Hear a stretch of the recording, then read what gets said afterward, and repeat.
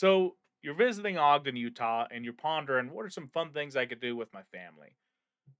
Let's talk about a couple of those things. We're going to be hitting three different age level of subjects. One of them is going to be kids under 10 years old. One's going to be kind of your teenagers, maybe early 20s, your son's visiting you from college or something. And then lastly, we're going to talk about just a general one that anybody can go to, any age group, and be able to find some fun coming out of it. They're all pretty basic stuff that you've heard of before, but I'm going to blabber about it today, and there'll be timestamps if you want to go to a specific age group. Other than that, you know what I'm going to say. I'm a real estate agent here in Ogden, Utah. If you're looking to buy or sell a house, I'd love being interviewed to do that. And then, second, I've got a monthly newsletter about real estate stats. Text me your email address. I'll get you set up on the list. If you get sick of it, tell me Paden, leave me alone, and okie doke. But that's all I got for that piece of it. Let's get into things to do in Ogden, Utah. First things first, if you got a kids under 10, there's two activities I wanted to blabber about. And the dinosaur park is absolutely going to be one of them. I brought one of my nieces there a couple of months ago. It's a really fun, simple time. You basically just walk around and look at dinosaurs. It is located at the entrance of Ogden Canyon on 12th Street. So it's kind of right here. Here's the Smiths and stuff like that.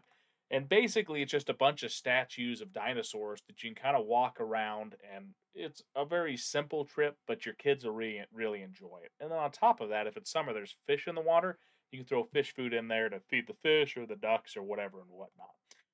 If you choose to go there, general admission is $8. I think that it's totally worth it. This is something for kids 10 and under, but if you had teenagers with you, they'd be okay walking around and they could stretch their legs pretty easily. So that's number one, Dinosaur Park.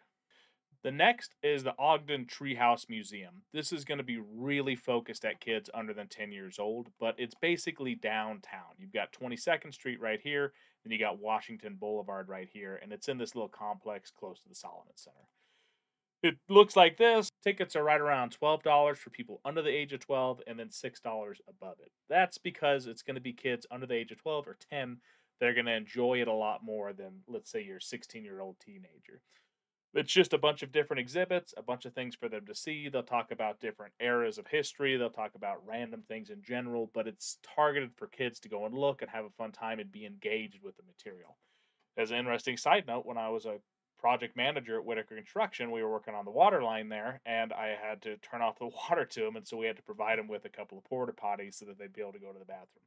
That doesn't matter, but this is the second great activity. Between the Dinosaur Park and the Treehouse Museum, if you bought both of them, you spent $20 a kid. A little expensive, but you could easily have a full day's worth of entertainment between these two places if that's what you chose to do. Or you could do one each day and have a half a day and have some tired kids for sure. But those are the first two that are really focused on younger kids in general. Now let's start talking about the subject of teenagers. This also works for kids probably a little bit younger, above 8, but it would be Skinny Dogs, which is going to be your basic laser tag, arcades, bowling kind of area. Skinny Dogs used to be Fat Cats, and I have no idea why they changed that, but their prices are pretty reasonable. Their food's there is really not that bad. You could probably get a half a day's, probably 4 hours, 3 hours of entertainment out of it pretty good. Bowling lanes aren't bad. It does get absolutely stuffed with teenagers on Saturday night when we went there, but take that as you will.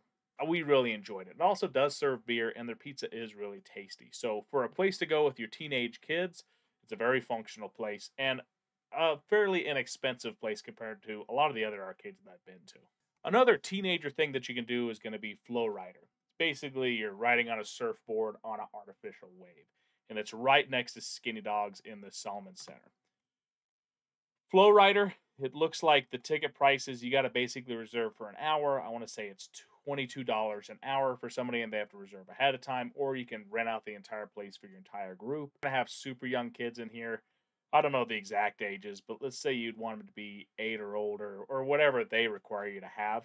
And if you're above the age of 30, you're going to take a tumble and fall, and you're going to be sore the next day.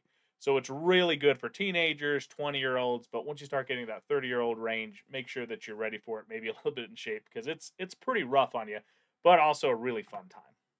And the last place that I want to talk about, really you could bring anybody. Little kids are going to enjoy seeing the big trains. Teenagers are going to complain about anywhere they go, but maybe they could find something educational.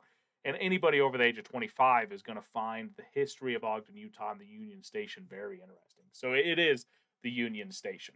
When you want to go look at it, general admission's about $7, teens $4, youth is $3. Going there, you're going to learn about the history of Ogden, the history of why the Union Station's there. You're going to see some cool trains, and then it's going to be a basic museum, but it is pretty interesting, especially if you find that kind of stuff interesting in general. It's also fairly cheap, really, to go and do it. But that is something you could really take anybody from the ages of, well, even one all the way up to 85, and they can still walk around and go and look at stuff. Because even 85-year-olds think the trains are pretty cool. Now, this is probably about as basic, boring of a list as it gets. I'm sure many people have made this exact same video with these same things. So, my question is, if you've made it this far, are you wanting to learn about more things to do in Ogden, Utah? Do you want to know about some more of the theaters? Or there's also, we've got a baseball team here that you can go watch. I think they're the Raptors. I can look into more of that stuff if you want me to. Comment that down below and say, Paden, I want to know more, I guess, or something. But that's all I got for you today. I think that gives you, if you got any age group, of things that you can do with that age group of people. Let me know if you got any other questions. Last things, as always, real estate agent. If you're looking to buy or sell a house in Utah, let me know if you want to get some Utah stats or you'd like getting an update on that at all. Other than that, thanks for watching, and I hope you have a great day.